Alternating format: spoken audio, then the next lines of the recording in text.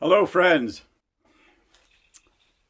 I'm speaking from a land that was developed by the Lenni Lenape. We call it Lenape-Hoking. For thousands of years, the Lenni Lenape natives tilled this land, and William Penn came and had a treaty under an elm tree, and thanks to the Lord, I am able to be in this house in Lenape-Hoking. Welcome to you. Usually I start a show just right away, but this time I wanted to do it slowly like many Zoomers do, saying hello to friends, new and old.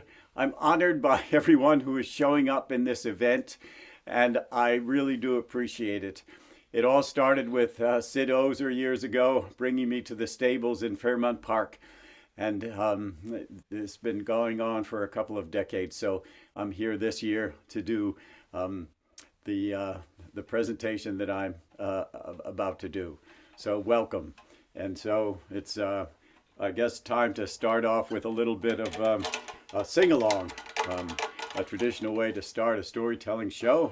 And I thought maybe we could begin with, let's see, a little Beethoven. How about Ode to Joy?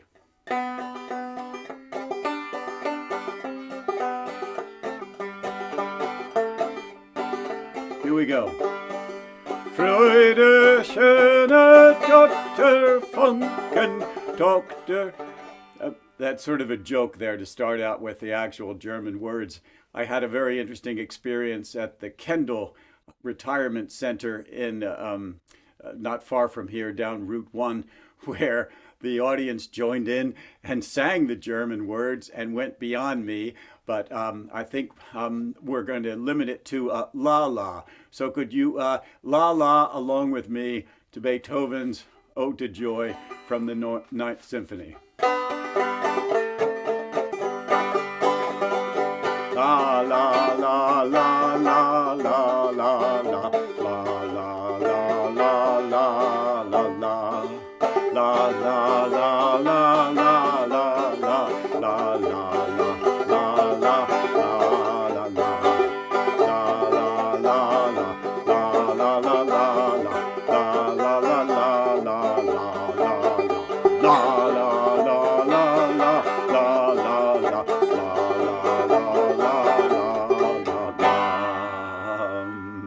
Happy holidays, everyone.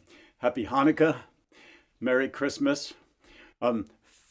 Thank you for the feast of St. Nicholas, fourth day in the octave. Thank you for the second Sunday of Advent. Whatever festival you are celebrating, I hope it's a good one. And now it's time to do a bit of mummery. You may know that I am a mummer working with the Good Timers Mummers in Philadelphia, working with the King Sessing Men. And the Mummers Parade on January 1st, there's thousands of us that join together for a Mummers Parade. But the mummery goes way back into times unknown. Medieval England is one of the places where mummery was very important and still is today. And so I'd like to begin my presentation now with a mummer's play based on an ancient decision by the mummers who wrote this thing down, and that this is the mummer's play of King George and the Turkish Knight. And so here I present to you King George and the Turkish Knight, and I'm being told by my director here that some of the props are missing, and so we're going to have King George and the Turkish Knight open the second half of this presentation. And so if you will excuse me for making a terrible mistake of starting it incorrectly, but it's always good to make a mistake at the top of the show. This way you have the mistake covered and you won't make any more mistakes for the rest of the show. Oh, we'll see. King Arthur was riding back toward Camelot.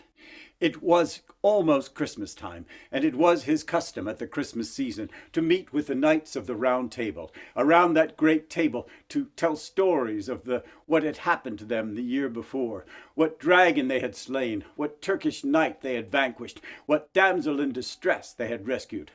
Arthur has sent his squire on ahead to warn the castle of his homecoming.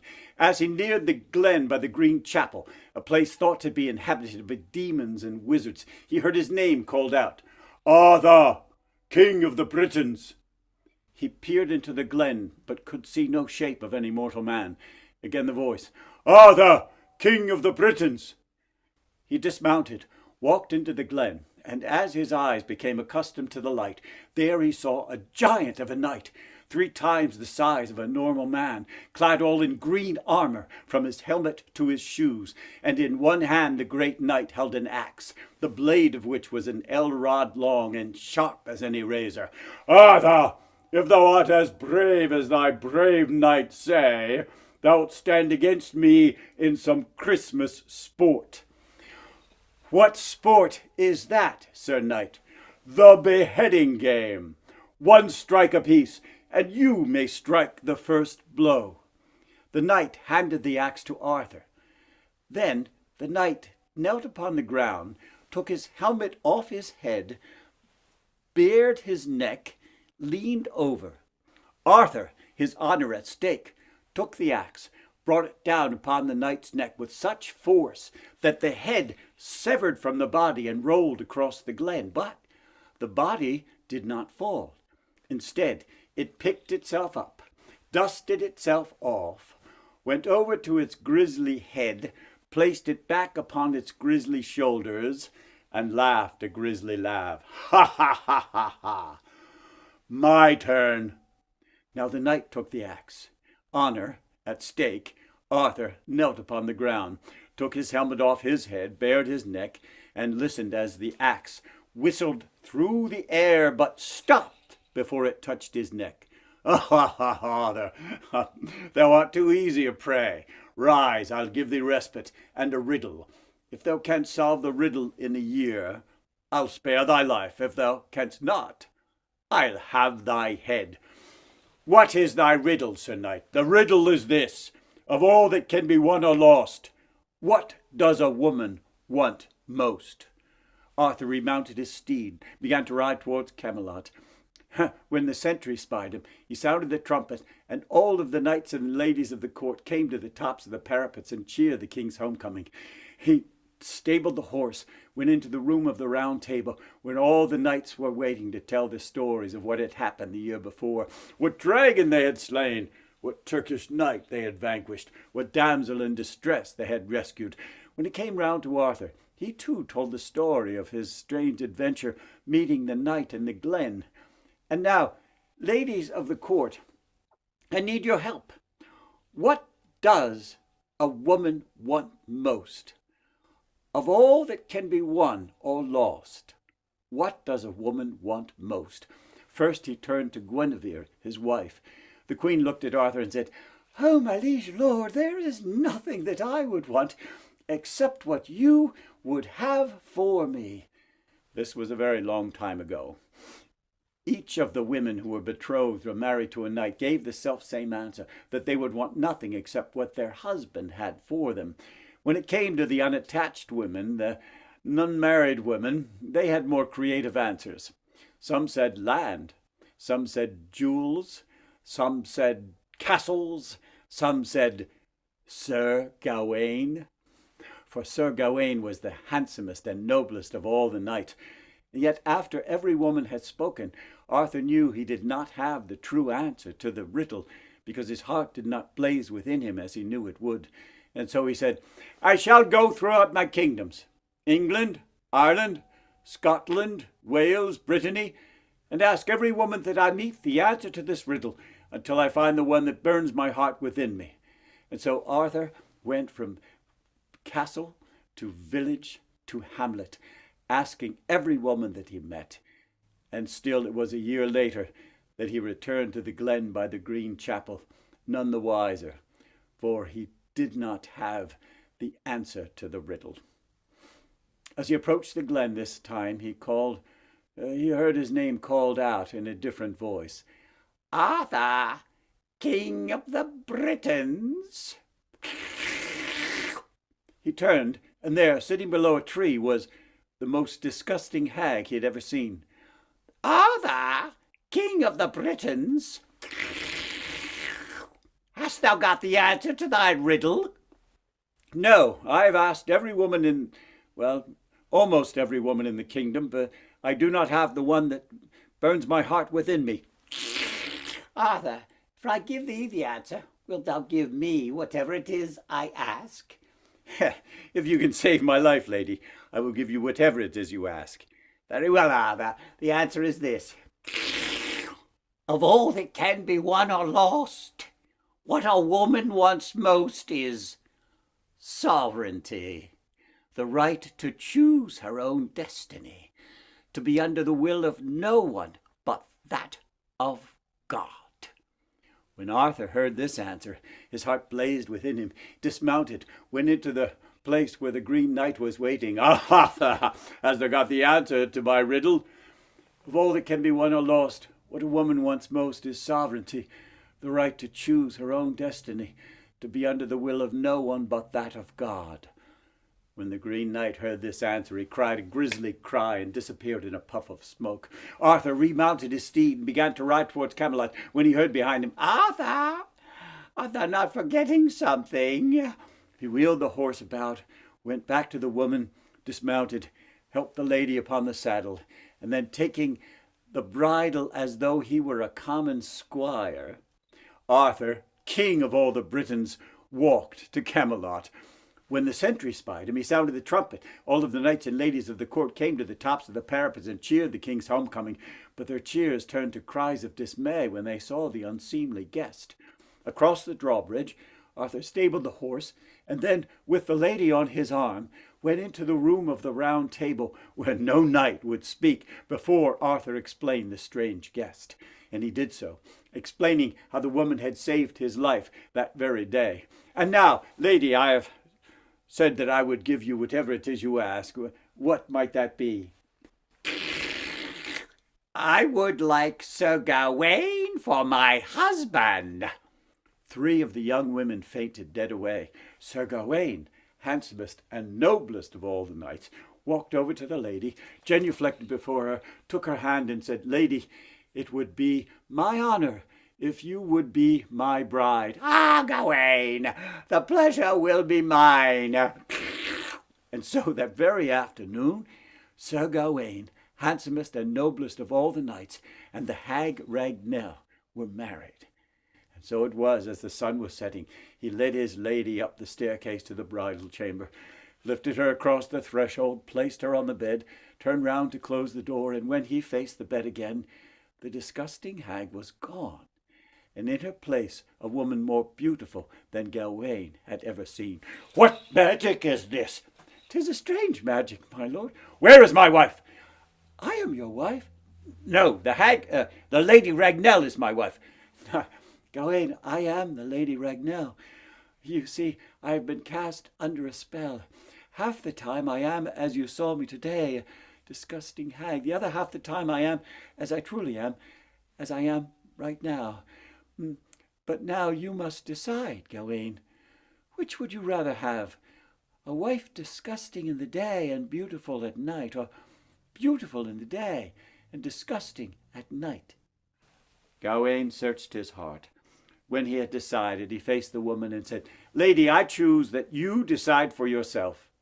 When he said this, the woman's face broke into a smile. Tears came running down her cheeks. Gawain, thou hast done it. Thou hast given me what every woman wants most, the sovereignty, the right to choose her own destiny, to be under the will of no one but that of God.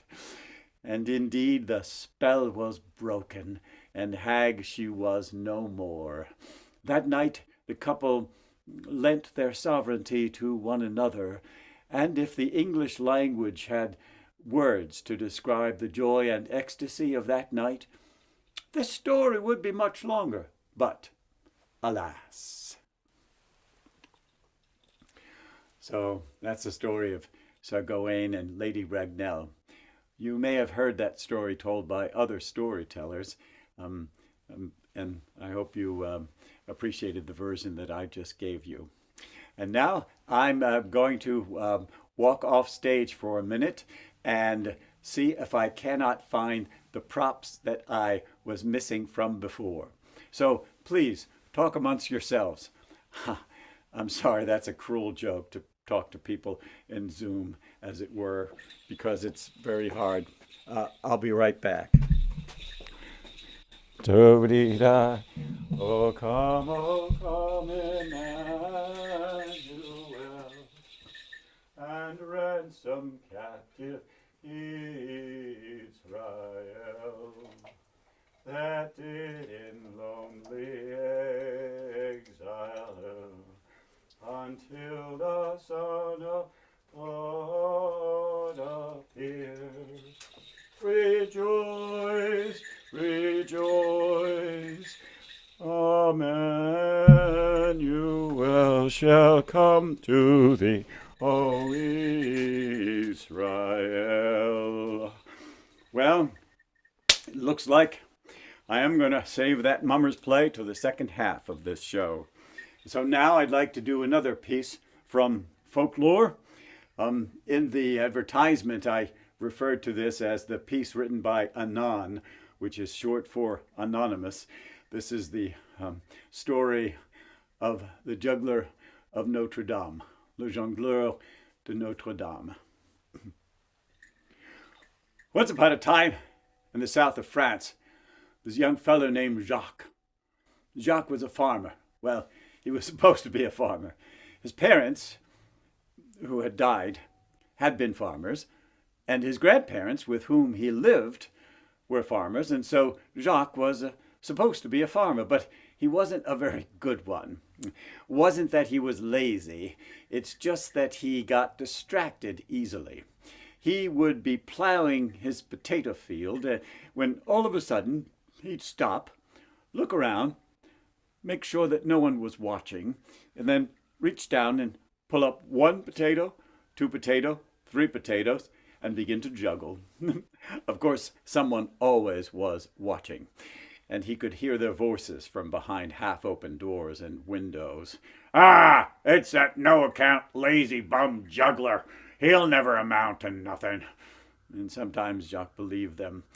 Then when he was finished his juggling, he would go back to work until he got distracted again and picked up one potato, two potato, three potato, and juggled again.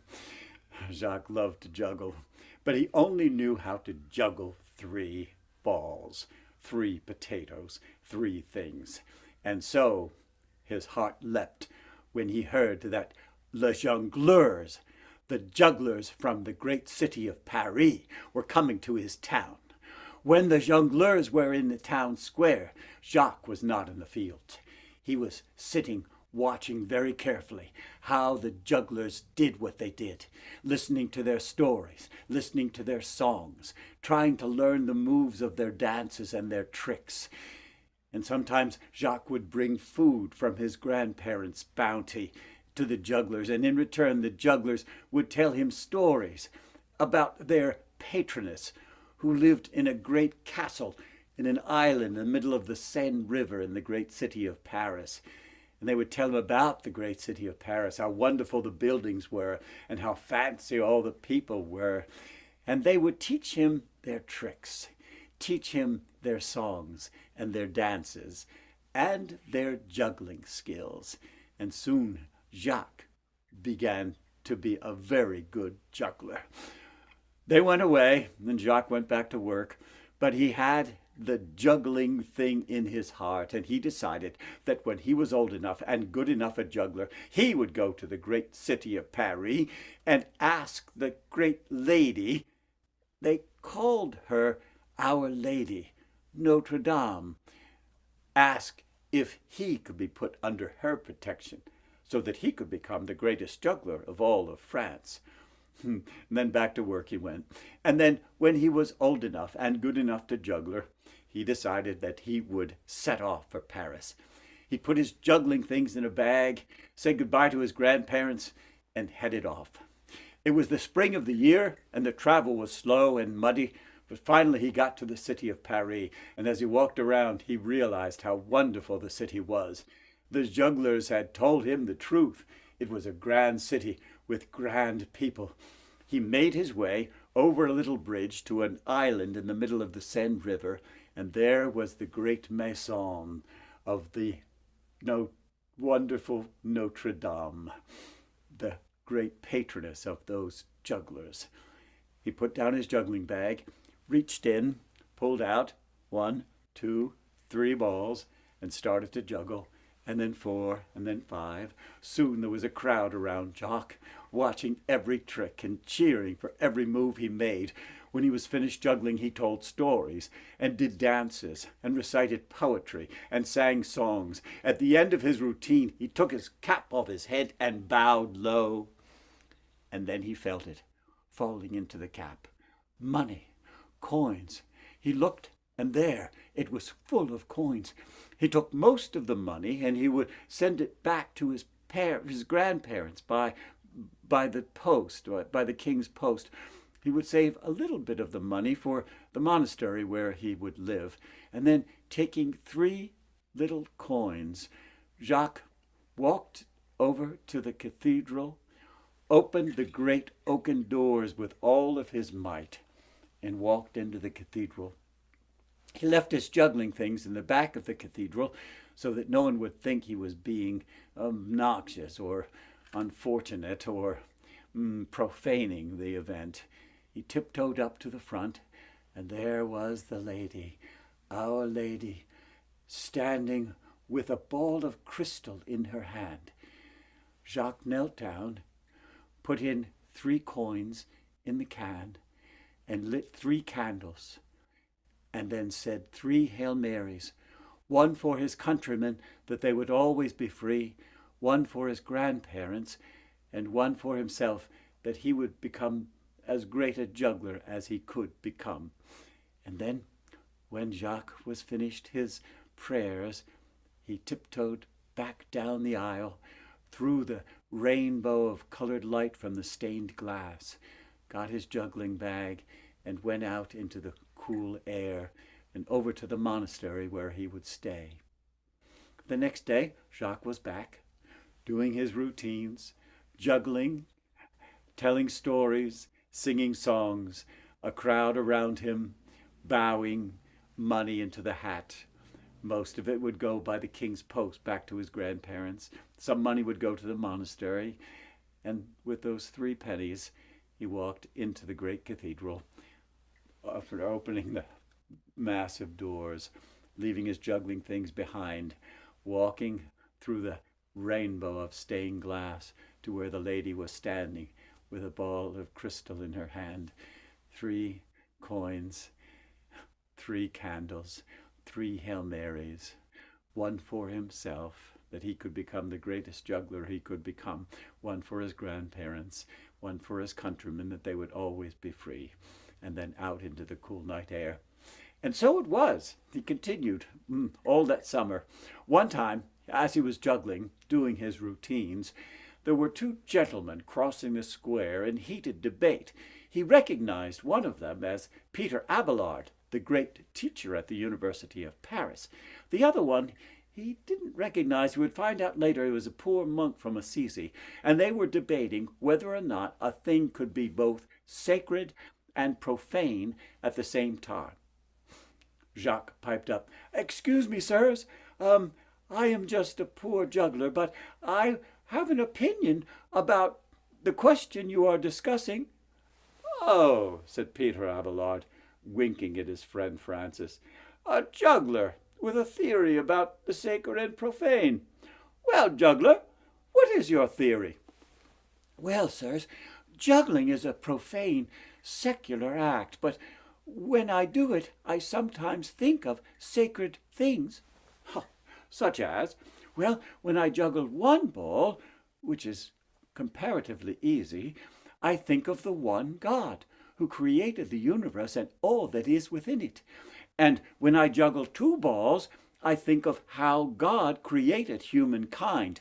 Male and female, he created us. And when I juggle 3 balls, I think of the Holy Trinity, God the Father, God the Son, and God the Holy Ghost. And when I juggle 4 balls, I think of the 4 Gospels, Matthew, Mark, Luke, and John. When I juggle 5 balls, I think of the 5 handmaidens that were wise, trimmed their wicks, and saved their oil for the coming of the bridegroom. When I juggle 6, I think of the 6 points of the Star of David, the Seal of Solomon. When I juggle 7, I think of the 7 sacraments.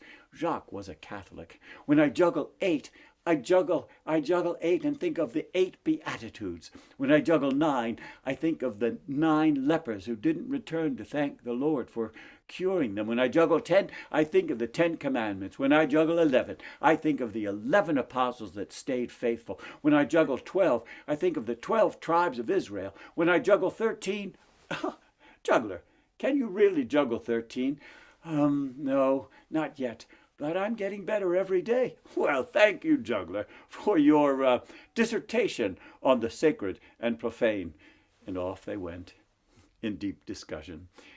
When Jacques was finished that day, he took some of the money into the great cathedral, opened those oaken doors with all his might, walked in, leaving his juggling things behind, walking through the rainbow of colored light that was made by the stained glass, up, puts 3 pennies in the cup, says 3 Hail Marys, 1 for his countrymen that they would always be free, 1 for his grandparents, and 1 for himself that he'd become the greatest juggler he could be, and then out to the night air and over to the monastery where he stayed.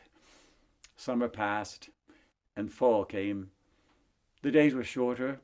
There were fewer pennies in the hat. And then it was the feast of St. Thomas the Doubter, December 21st, first day of winter, and it was freezing and snowing.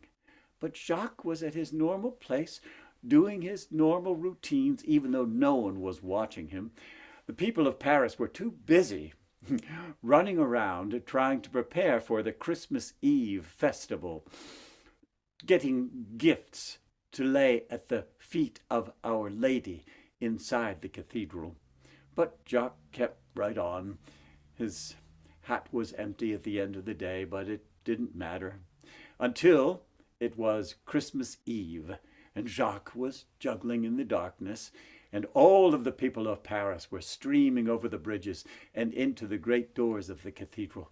After everyone had entered, Jacques took his things and walked up. He didn't have to open the great oaken doors because each door was held open by one of the king's guards, each one of them standing with a sword in his hand, because the king would be in presence that night at the great Easter, it wasn't quite Easter, at the great Christmas Eve Mass.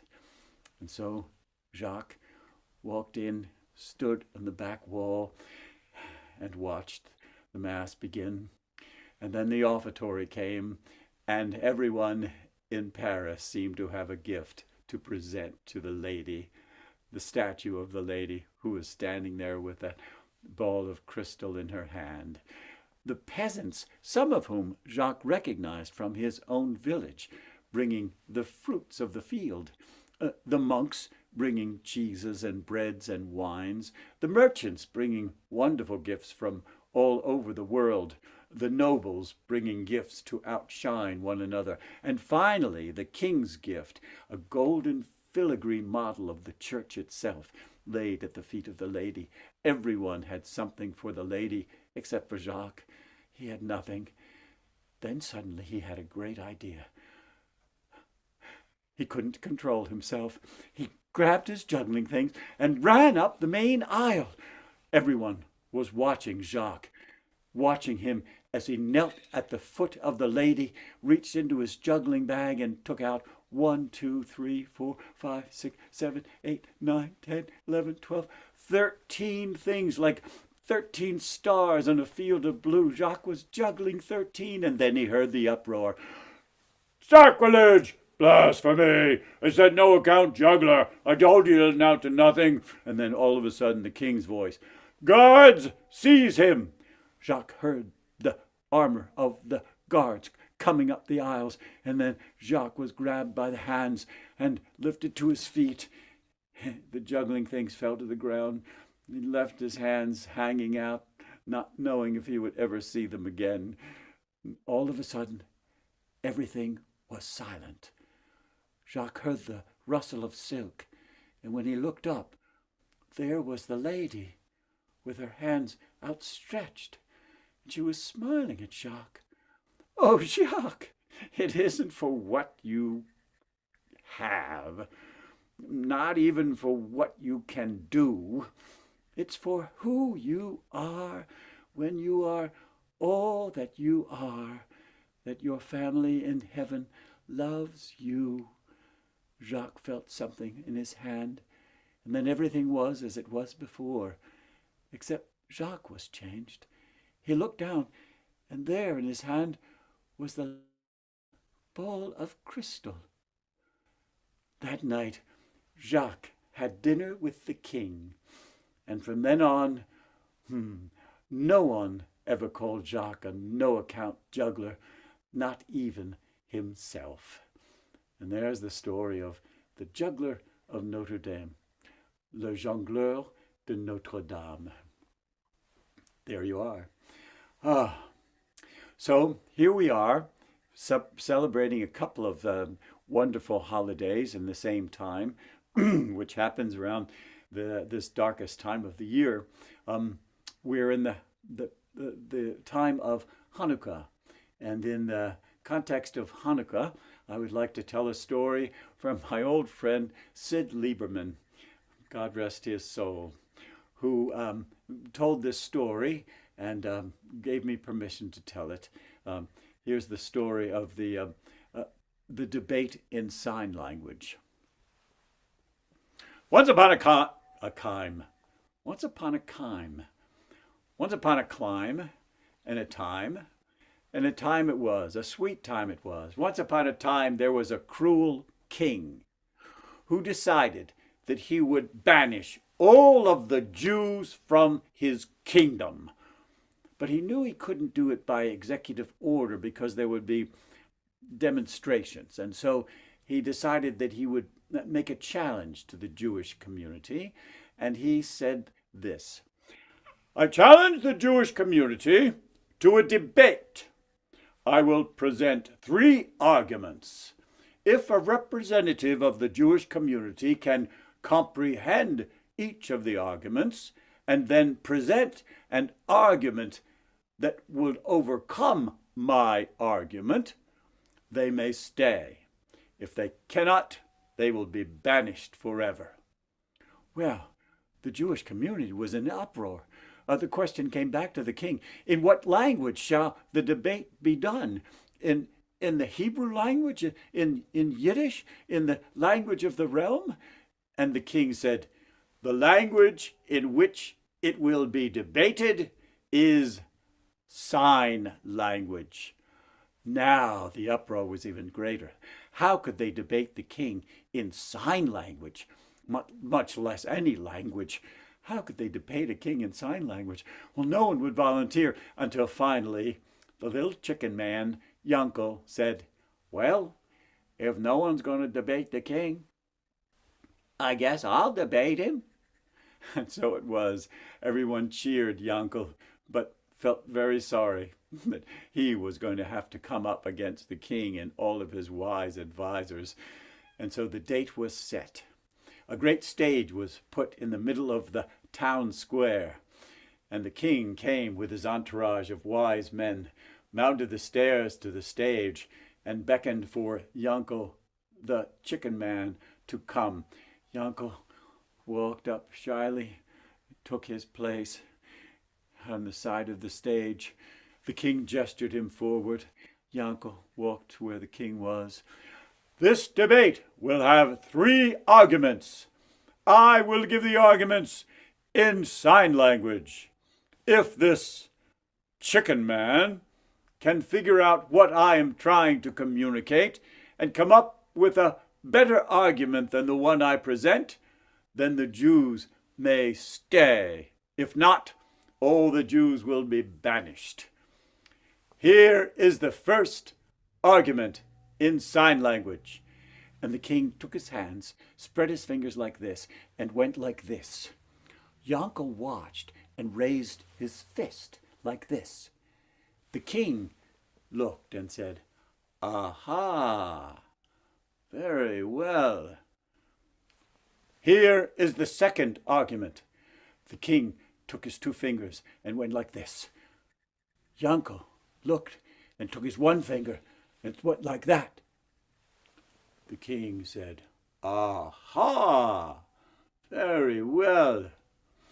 Then the king reached into his pocket and pulled out a piece of moldy cheese. Yanko looked, reached into his bag, pulled out an egg. The king looked and said, "Aha! Very well. The Jews will not be banished. They may stay in this land. From the river to the sea, they may stay." And that was the end of the debate. Later that night, at the party that the king had, everyone said, "Your Majesty, what was that debate about? How did the Jewish fellow win?" "Oh, he was most amazing and most wise.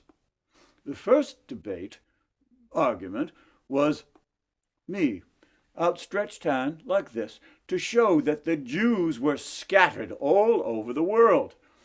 But then he raised his fist like this, to show that, as scattered as they may seem, they are one in the hand of God. He won the first debate. And then I put out two fingers to refer to two kings, the king of heaven and the king of earth.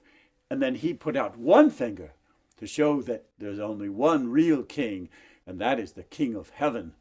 He won the second debate. And then I reached in and pulled out a piece of moldy cheese to show that the tradition of the Jews was old and moldy. And then he pulled out an egg to show that it was fresh and new. That wise chicken man has won the debate and saved the people. They will not be banished, now or ever. Meanwhile, at Yanko's house, "Yanko, what was that about? How did you win the debate?" Yanko said, "I'm not sure exactly. It wasn't really much of a debate. He had his hand like he was going to slap me, and I raised my fist to say, if he puts one hand on me, I'm going to punch him in the nose. And then he put out two fingers, like he was going to knock my eyes out. So I held up one finger to block him. Then he figured that he was beat, so he took out his lunch, I took out mine, and that was the end of that." The story of the debate in sign language with respect to Sid Lieberman and his family. So there it is. So here we have a couple of stories for the season, a couple of stories from the English folk tradition, and a story from the Jewish tradition. It's wonderful to live in America where it's possible to have stories from different traditions and freedom of practice of the religions behind the different traditions. And now I'm going to take my mummer's costume off and save it for the second half, which will come in pretty soon.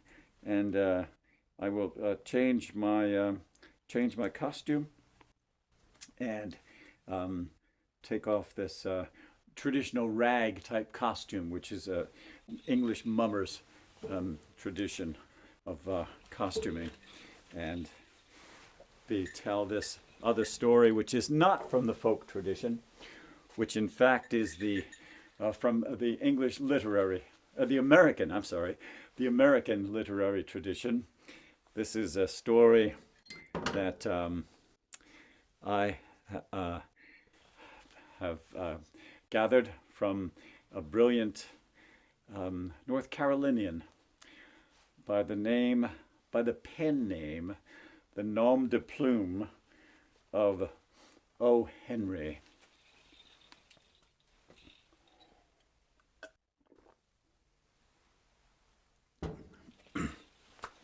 Imagine Manhattan, maybe the Lower East Side, 1905.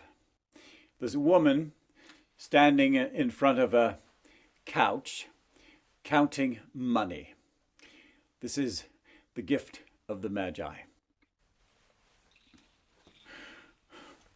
$1.87. 3 times Della counted it. $1.87. And 62 cents of it was in pennies. There was clearly nothing to do but flop down on the shabby little couch and howl. So Della does it, which instigates the moral reflection that life is made up of sobs, sniffles, and smiles, with sniffles predominating. 3 times Della counted it. $1.87, and the next day would be Christmas. The next day would be Christmas, and she had only $1.87 with which to buy a present for Jim. She had been saving every penny she could for months, with this result. In the vestibule below, there is a letterbox into which no letter will go. Let me back up here and say that we're going to look about the house. While the mistress is subsiding gradually from the first level of sobs to the second of sniffles, take a look at the house. A furnished flat for $8 a week. It does not exactly beggar description, but it has that word on the lookout for the mendicancy squad. In the vestibule below, there is a letter box into which no letter will go. Also, an electric button from which no mortal finger can coax a ring. Also appertaining thereunto is a card bearing the name Mr. James Dillingham Young. The Dillingham had been flung to the breeze in a former period of prosperity when its possessor was receiving a salary of $30 a week. Since that time, the salary had shrunk to $20 a week, and the letters on the word Dillingham looked blurred, as if they were seriously thinking about contracting to a simple, unassuming D. But whenever Mr. James Dillingham Young reached the flat above, he was greatly hugged and called Jim by Mrs. James Dillingham Young, already introduced to you as Della, which is all very good. Della finished her cry and attended to her cheeks with a powder rag. She stood by the window and looked out dully at a gray cat walking a gray fence in a gray backyard. The next day would be Christmas Day, and she had only $1.87 to buy Jim a present. She had been saving every penny she could for months, with this result. $20 a week doesn't go far. Expenses had been greater than she had calculated. They always are. Many a happy hour she had spent planning for something nice for him, something fine and rare and sterling, something just a little bit close to being worthy of the honor of being owned by Jim. Suddenly, she whirled from the mirror.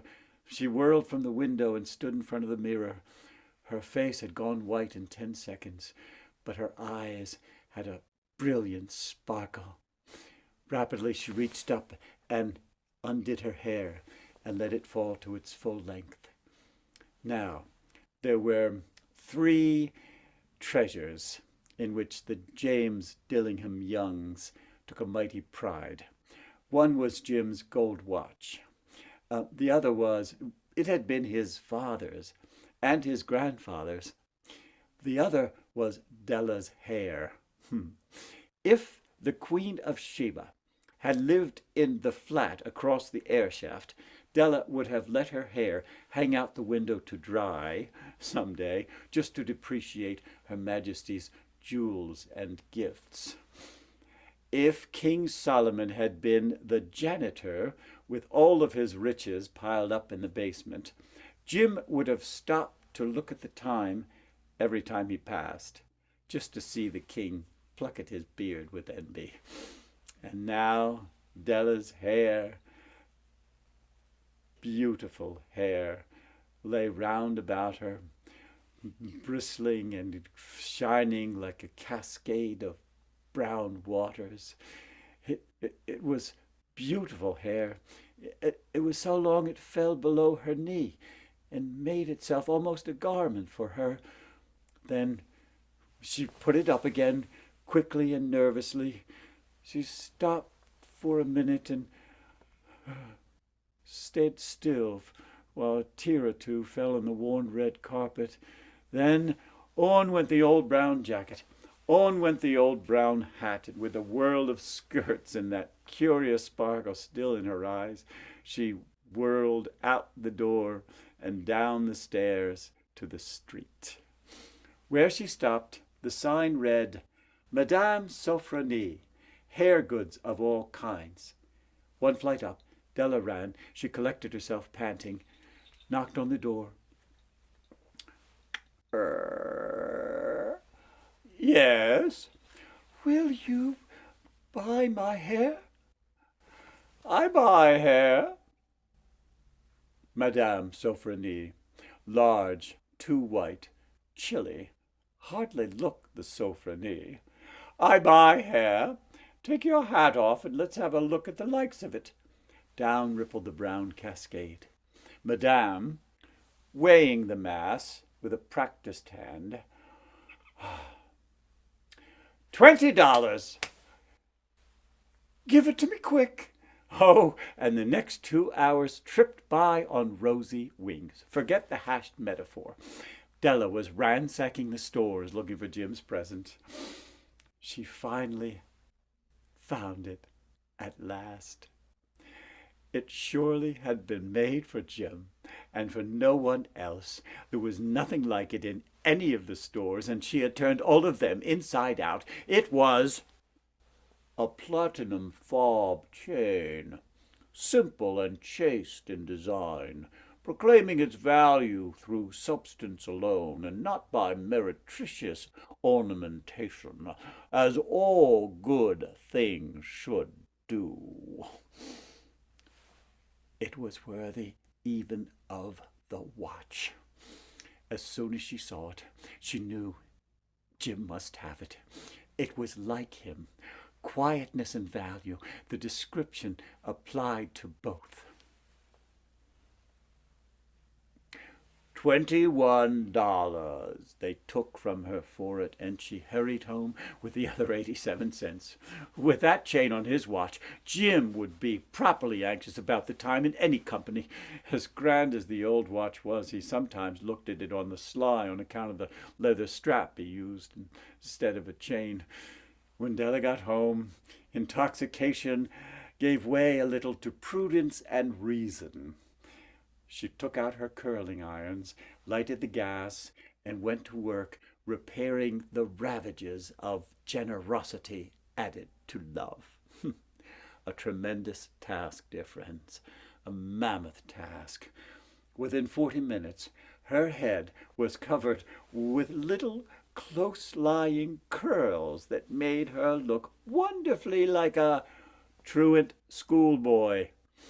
Della looked at herself in the mirror long, carefully, and critically. If Jim doesn't kill me before he takes a second look at me, he'll say I look like a Coney Island chorus girl, but what can I do? What can I do with $1.87? At 7 o'clock, the coffee was made, and the frying pan was on the back of the stove, hot and ready to cook the chops. Jim was never late. Della folded the fob in the palm of her hand, and then sat on the corner of the table by the door he always came in. Then she heard his step on the stair way down on the first landing, and her face went white for 10 seconds. She had a habit of saying little prayers about the simplest everyday things, and now she said, "Dear God, please make him think I'm still pretty." The door opened. Jim stepped in and closed it. He looked thin and very serious. Poor lad, only 22 years old and to be burdened by a family. He needed a new overcoat and was without gloves. Jim stood motionless, like a setter on the scent of quail. His eyes were fixed on Della, and there was an expression in them that she could not read, and it terrified her. It was not anger, nor surprise, nor disappointment, nor horror, nor any of the sentiments that she had been prepared for. He just stared at her fixedly, with that strange look on his face.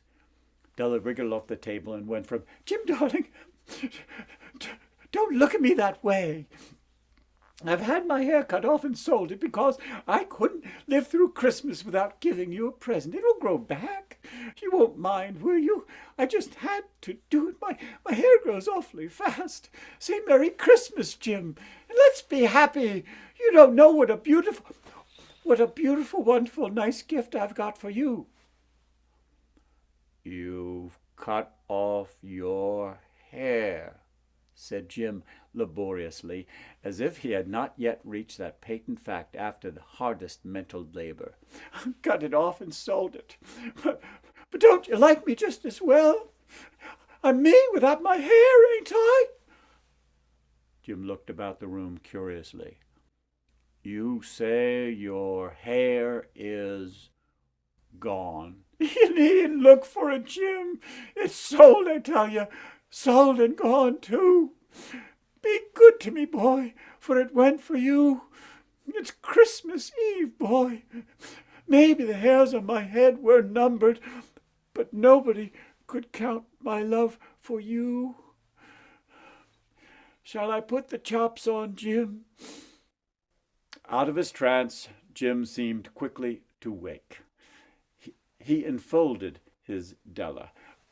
"Let us for a few moments regard with discreet scrutiny some inconsequential object in the other direction. $8 a week, or $1 million a year. What is the difference?" The Magi brought wonderful gifts, but this was not among them. A wit or a mathematician would give you the wrong answer. The Magi brought wonderful gifts. This dark assertion will be illuminated later on. "Don't make any mistake about me, Del. I don't think there's anything in the way of a haircut, or a shave, or a shampoo that will make me like my girl any less. But if you..."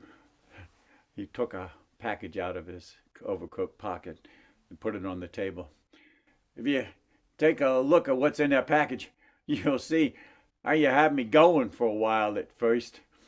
White fingers and nimble tore at the string and paper, and then an ecstatic cry of joy, and then a quick feminine change to hysterical tears and wails, necessitating all of the comforting powers of the Lord of the Flat, for there lay the combs, the set of combs side and back that Della had worshipped for long in a Broadway window.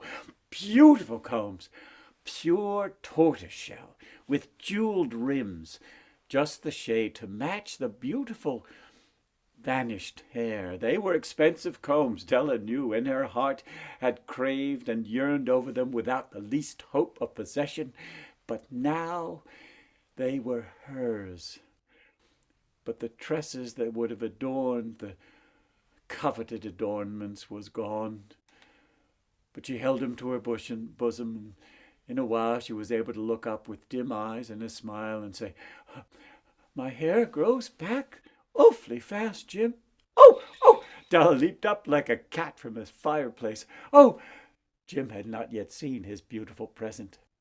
She held it out to him on the open palm. The dull, precious metal seemed to flash in a reflection of her bright and ardent spirit. "Isn't it a dandy, Jim? I hunted all over town to find it. You're going to have to look at the time 100 times a day now. Give me a watch, Jim. I want to see how it looks on it. Jim. Instead of obeying, Jim flopped down on the shabby little couch, put his hands underneath the back of his head, and smiled. Dell, let's put our Christmas presents away for now. They're too nice to use just at present. I sold the watch to get the money to buy the combs. Now, let's say you put them chops on. The Magi, as you know, were wise men, wonderfully wise men, who brought gifts to the babe in the manger. They invented the art of Christmas presents. And being wise, their choices were no doubt wise ones, perhaps with the privilege of exchange in case of duplication. And here I have lamely related to you the uneventful chronicle of two foolish children in a flat, who most unwisely sacrificed for each other the greatest treasures of their house. But in a final word to the wise of these days, let it be said that of all who give gifts, these are wisest. Of all who give and receive gifts, among these are wisest. Everywhere they are wisest. They are the Magi. So there's O. Henry, the gift of the Magi. Okay, one more little bit, and then we're going to take a break. Meanwhile, you may know that this event is a benefit for the Project Home. And in a second, we'll look at some of the good work that Project Home is doing in Philadelphia with a mercy nun, Sister Mary Scullion, who is about to retire, but who has been doing work for decades in working for the unhoused in Philadelphia. And you'll have a chance to give to that organization by clicking in through the chat if you are on Zoom, and you'll have information to how to support that wonderful organization. But now here's a little piece. Howdy, friends! My name is Reverend Ed Stivender of the Church of Partyology. Can you say amen? Can you say party? Can you say party, party, party? You know, some folks are born storytellers. I like to think of myself as a born-again storyteller. Why, I've been born again so many times, I got stretch marks on my soul. I was born Roman Catholic, and then I got to roaming around, found out about these new religions, joined up with the Hare Krishna religion, only I never did get to meet Harry, and I got tired of all that chanting, so I quit.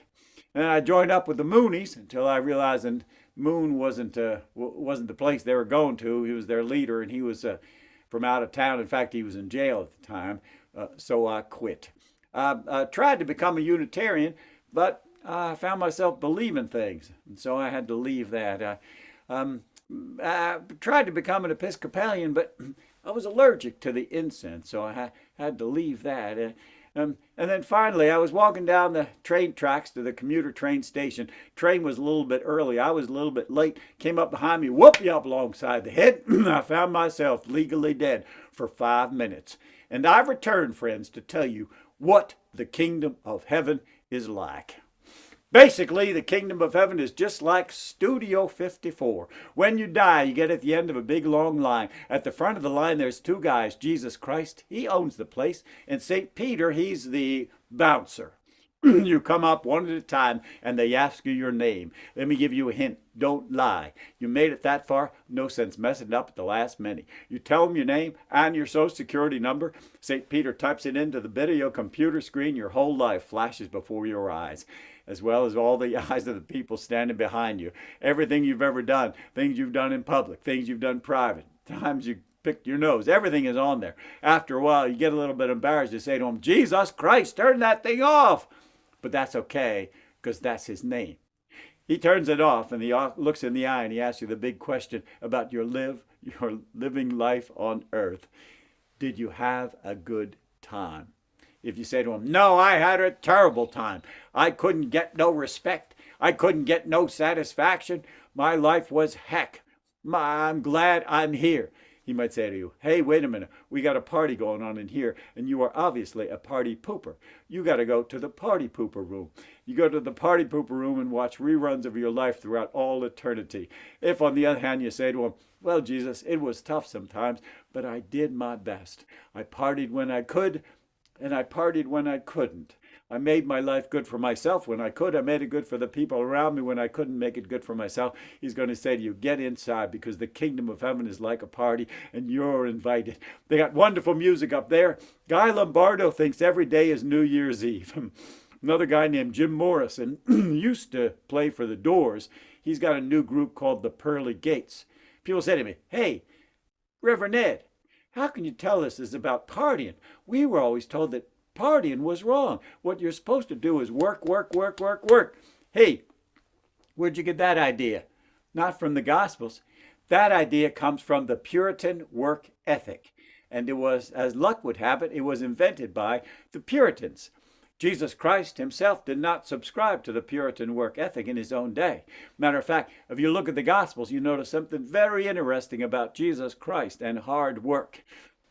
He was accused of it twice. He denied it both times. What did he do? Party, party, party, party, party, party, party. He partied with the Pharisees. He partied with the publicans. He partied with the prostitutes. He partied with the apostles.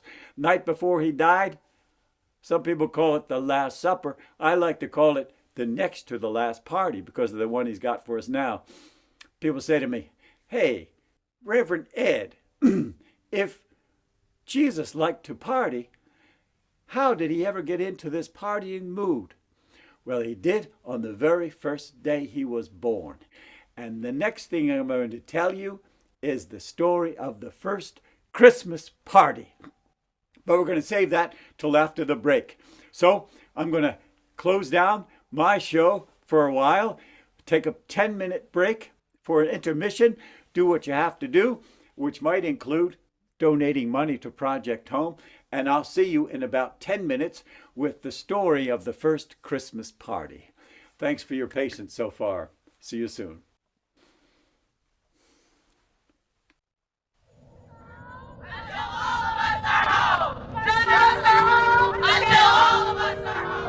In this city, Philadelphians will not accept homelessness as inevitable. We know that we can solve it, and we have collectively declared that Philadelphia will be the first major city to end and prevent chronic street homelessness.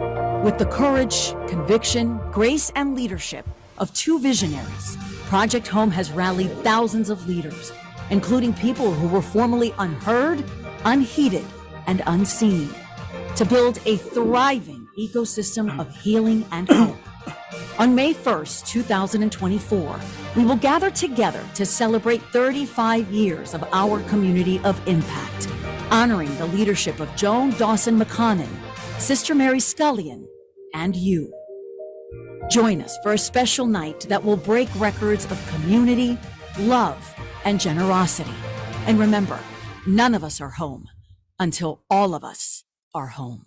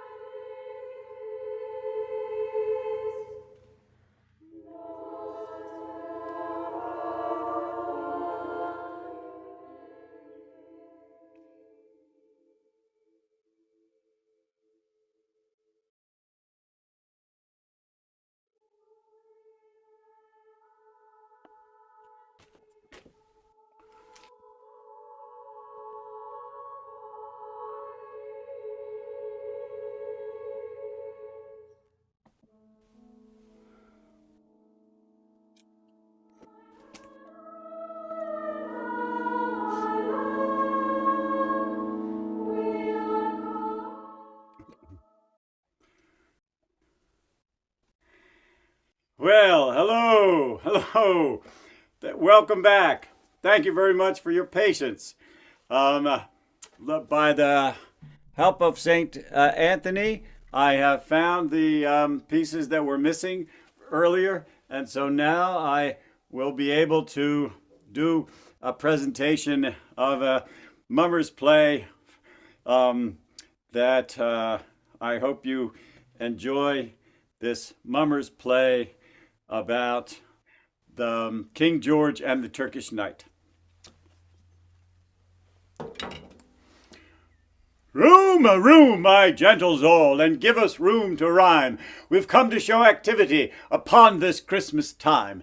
Activity of youth, activity of age. The like was never seen upon the common stage. And if you do not believe what I say, come in the Turkish Knight and clear the way.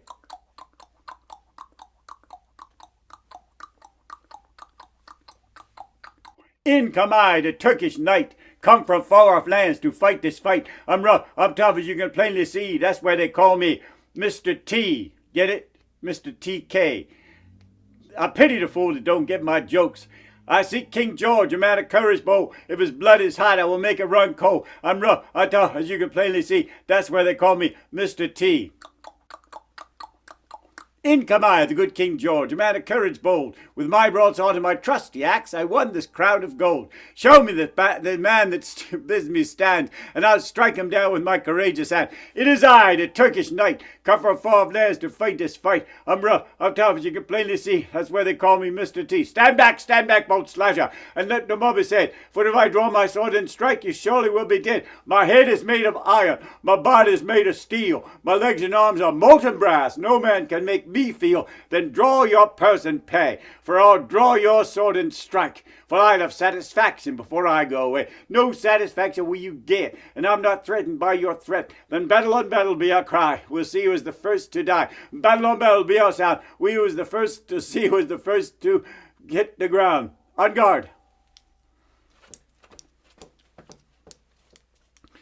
Is this too scary for you?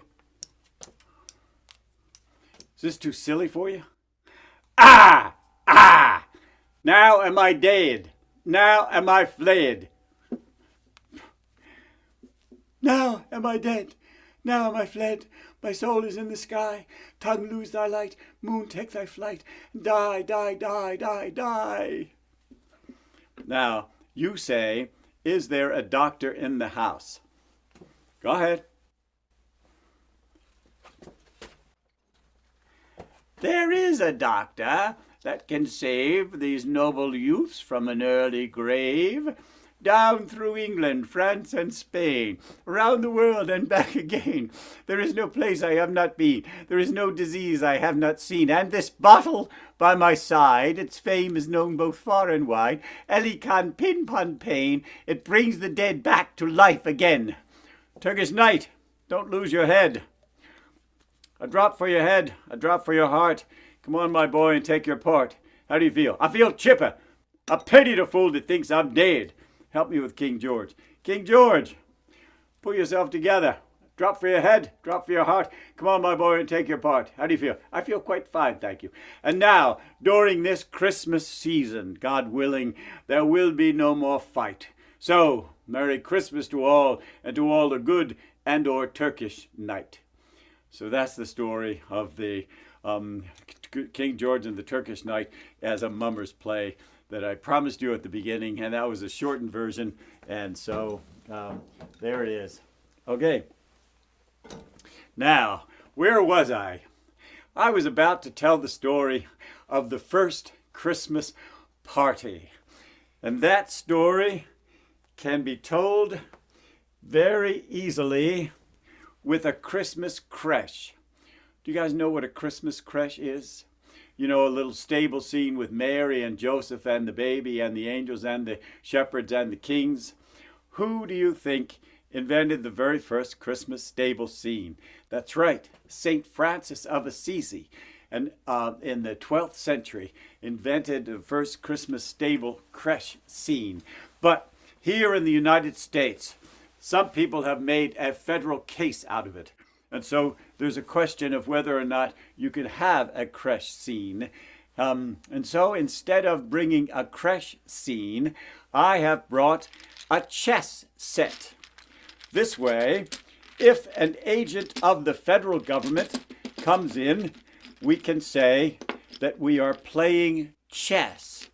And the Zoom Foundation won't lose its federal funding. That's a little joke. Or your local church won't lose its federal funding. So you get the chess set, and you get these 4 of these guys. You know what that is? That's right. That is a rook. 4 rooks. You take the 4 rooks and you make the stable out of 4 castles. People say, oh, that's crazy, making a stable out of castles. Well, it's a very special castle because it is here that the King of Kings is born. And it's a very special stable. Might as well be a castle. And so we get the 4 castles or 3 castles if one of the castles falls on the floor and disappears.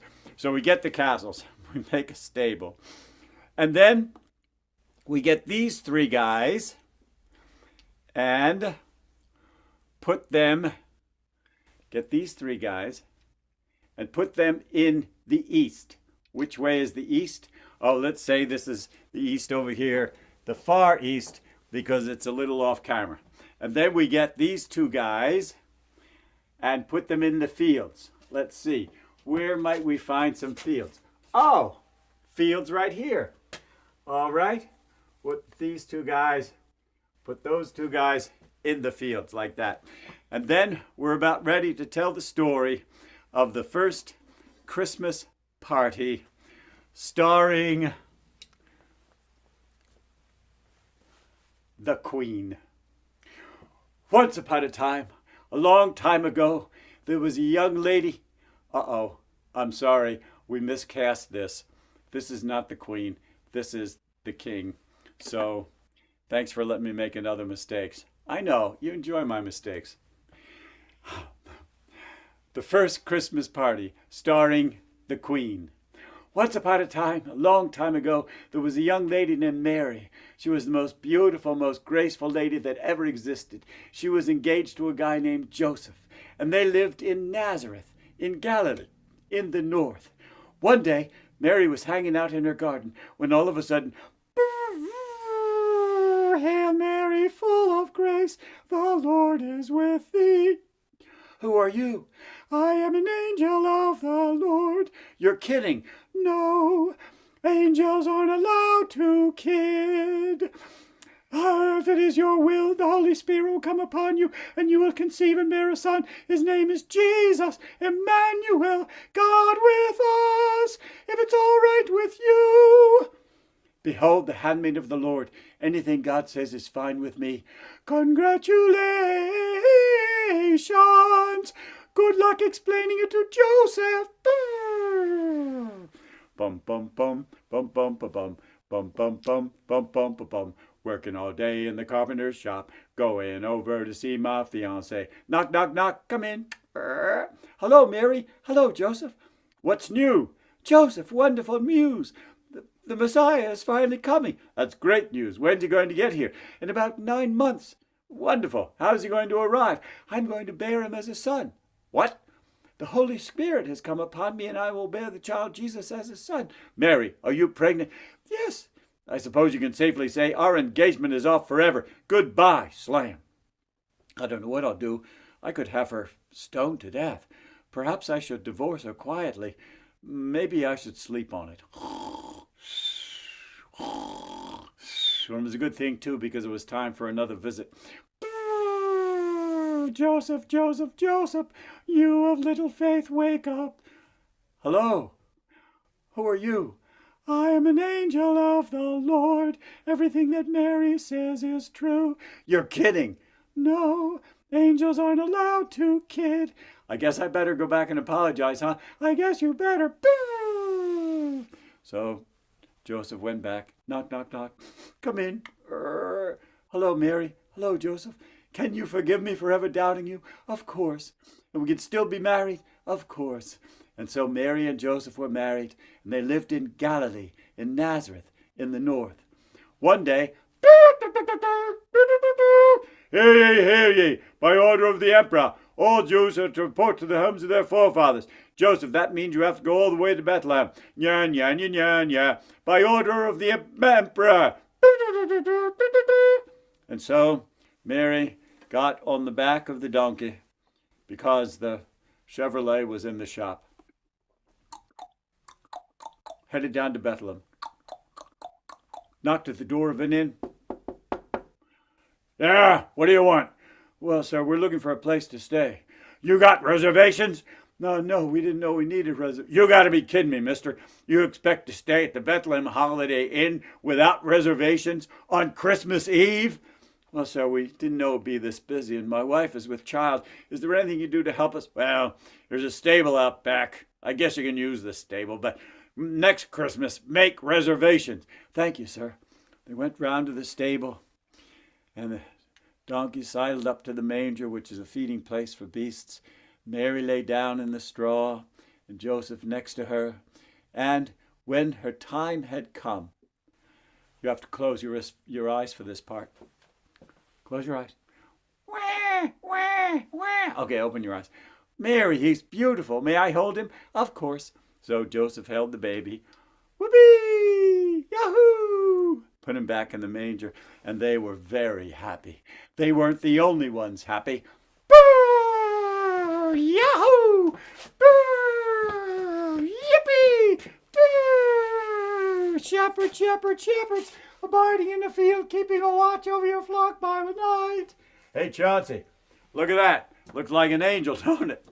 I think it is an angel, Edgar. Wonder what he's trying to tell us. Shepherds, shepherds, shepherds, good news to all men and women. There is born this night in Bethlehem a Savior, Emmanuel, God with us. You're kidding. No, angels aren't allowed to, kids. I guess you better go back and down to Bethlehem and see the babe lying in a manger in swaddling clothes. And so, the shepherds went down into the stable, knocked on the door. Come in. They went inside, and they each had a chance to hold the baby, and they worshiped the baby. And the one shepherd said to the other shepherd, hey, smells like a stable in here. We better clean this place up. And it was a good thing, too, because it was time for another visit. From the east,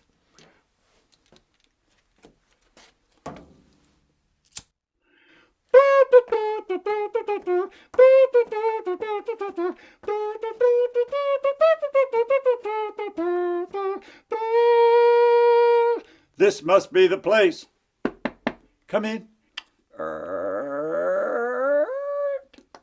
It smells like a stable in here. Good thing we brought the frankincense. Now you know. And they lit the frankincense, and the stable smelled like a palace, for there was the King of Kings born. And they gave Mary and Joseph some gold and some myrrh. We don't know what they did with the myrrh, except they did have a Merry Christmas. But with some of the gold, they went down to the 7-Eleven store and got potato chips and pretzels and Diet Coke, and they had a party. They say the party lasted for 12 days. People say to me, hey, Reverend Ed, how could you tell the story with little chess pieces? It's 2023. Don't you know a more modern way? Well, as a matter of fact, I do. I can do it in the form of a rap. If you give me a snap, I'll give you a rap.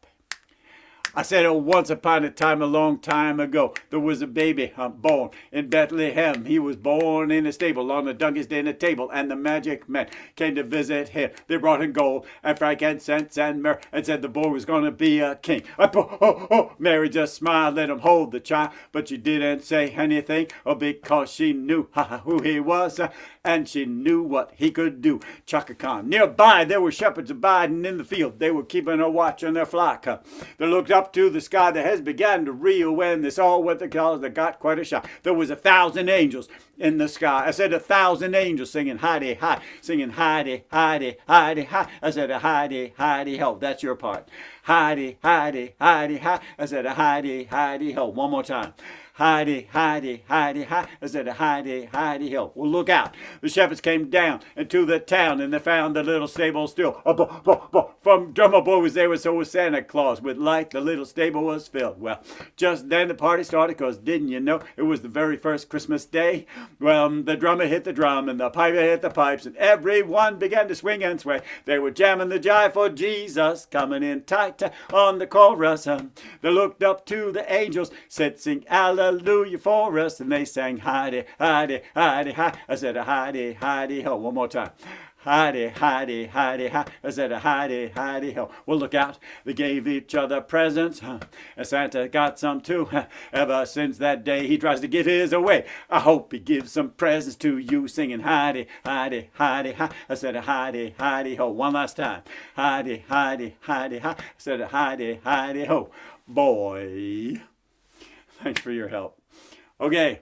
So we're about out of time, but I did say in the advertisement that there probably would be an improvisation based on audience suggestions. And if it's in the ad, it has to be in the show. If it ain't on the page, it ain't on the stage. If it is on the page, you got to have it on the page, on the stage. Okay, so I'm going to move this set away and ask you for 5 ideas. The name of and I'm going to ask you to put them in the chat. I'm going to ask for 5 ideas. The name of a famous fairy tale, a character from a Christmas story that wouldn't be in the regular fairy tale, a place, character of a Christmas story, a pet peeve that you have about Christmas season, a thing that you love about the Christmas season, and a saying. And I'll take these 5 ideas and make up a story, God willing, somehow. So now I'm going to disappear, and I'm going to look at the chat, and it looks to me like there is something. The saying looks like God bless us, everyone. It looks like one of the things is generosity, and God bless everyone, inflatable lawn decorations, and overspending. Okay, so we've got the 3 little pigs, and some people are putting in more than one. So we got the 3 little pigs, and we'll take the 3 little pigs, and we have a one of the things is of the family time, and one of the things we don't like is commercial greed.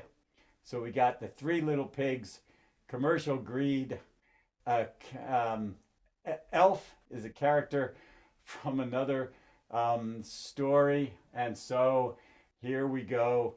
And the worst fruitcake ever is another possibility.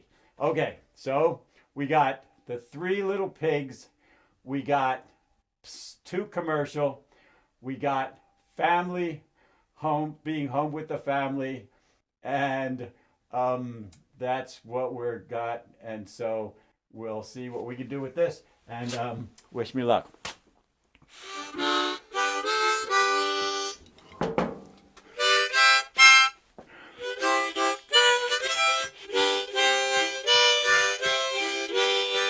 Oink, oink, oink, said Mother Pig to the 3 little pigs.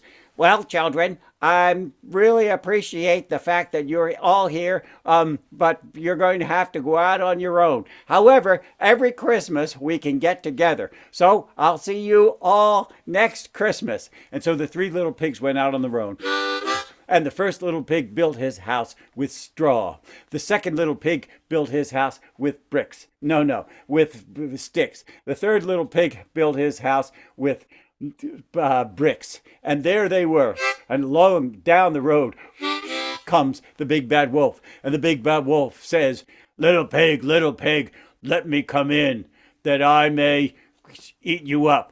No, I won't, not by the hair of my chinny chin chin. I'll hop up and I puff. And he huffed and he puffed, and he was about to blow the house in when all of a sudden there came a a fire engine down the street, and in the fire engine was Santa Claus, and Santa Claus was advertising one of the big stores in the neighborhood. I'm not saying it was Macy's necessarily, but the little pig said, "No, I can't. You can't get me." And so that little pig ran to his brother's house, and the brother's house was there, and the wolf came along. "Well, little pig, let me come in, or I'll out by the hair of our chinny chin chin." Huffed and puffed and blew the house in, and then they all ran to the third house made of bricks. Little pig, let me come in. I'll make no, no, oh, no. And so there they were, and that was the end of it. And so they all lived